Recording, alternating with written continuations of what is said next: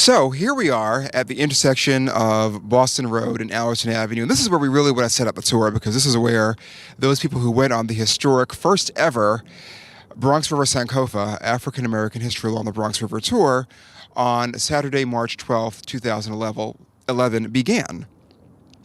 And we just want to be inspired by the words of a man who may not have had a direct relationship with the Bronx River, but who went to a school, DeWitt Clinton, where contemporary students regularly canoe the Bronx River, volunteer on the Bronx River, and it would be useful for them to know that one of their forebears, James Baldwin of Harlem, who went to that school in the Bronx, had a lot to say about African Americans living in the Bronx, but also about history in general. And I'll give you those sentiments. So we have, through director Lonnie Branch of the African American Museum of History, which is the Smithsonian Institution in Washington, D.C., whose building should be built in the next few years, a quote from James Baldwin. And through Lonnie Branch, we hear Baldwin's voice, who said, "History does not refer merely or even principally to the past. On the contrary, the great force of history comes from the fact that we carry it within us, that we are unconsciously controlled by it, and that history is literally present in everything we do." So we're standing here by the White Castle restaurant and recognizing that quite a few things led up to civil rights demonstrations right here in 1963. African nationalism and Afrocentric sensibilities were really gaining currency and mass awareness during that time. And you see in some of the still photography that you're going to see throughout this tour, there's a beautiful image of everyone clapping around me. And we're clapping because there's a kind of historical drumbeat that is occurring. And that drumbeat is manifold. It's African independence, starting with Ghana in the 1950s, which begins the major thrust of sub-Saharan African national independence. But after Ghana, you have Guinea, Cameroon, Senegal, Togo, Mali, Madagascar, Congo, Gabon, Nigeria, Chad, Cote d'Ivoire, Sierra Leone, Tanzania, Burundi, Rwanda, Algeria, Uganda, and Kenya in 1963.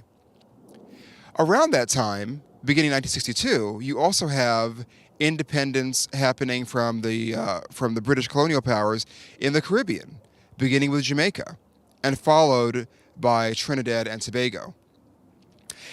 In America, during 1963, if you ever think back on images of youth being hosed down for demanding their rights in a peaceful way, that's Birmingham, Alabama in 1963. And that's happening just about the same time as the Congress of Racial Equality demonstrations at White Castle restaurants throughout the region, including right here on Boston Road and Allerton Avenue. As well, demonstrations are happening by the Congress of Racial Equality, who we'll call from now on CORE, in the Soundview, Castle Hill area, where there was and is still a White Castle. And the assertion that we find from CORE, which is recorded in the pages of the New York Times of the period, is that there were over 100 employees of White Castle within the Bronx. However, of those, the only positions African Americans held was as porters. And this was a time to really set it up of amazing and extraordinary economic expansion. So if you're an African American living in New York City at that time,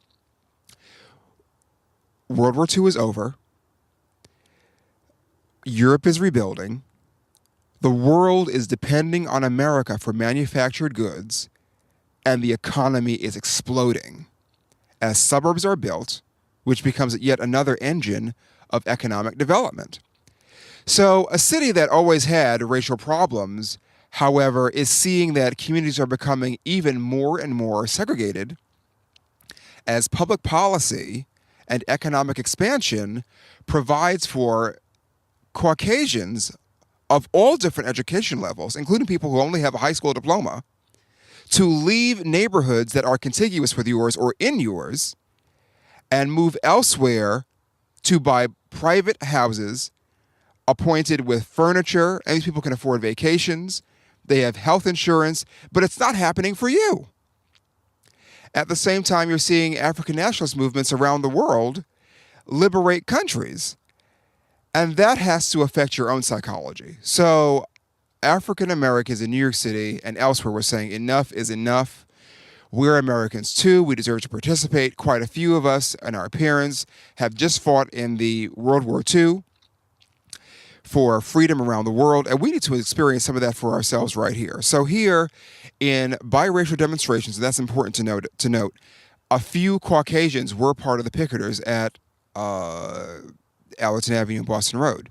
And the pickets lasted for over a week, and it's recorded very beautifully in the New York Times and the Amsterdam News. The New York Times articles are available through ProQuest, which you can get for free through some of the New York Public Libraries. And the Amsterdam News archives are available on microfilm at the Schomburg Center for Research in Black Culture on 135th Street and Malcolm X Boulevard, which is right above the 135th Street train station on the 2 train line. So all this information is available. And that's where the tour begins. Our next stop is going to be our first crossing at Barnes Avenue and Allerton, and you'll see a still picture of that.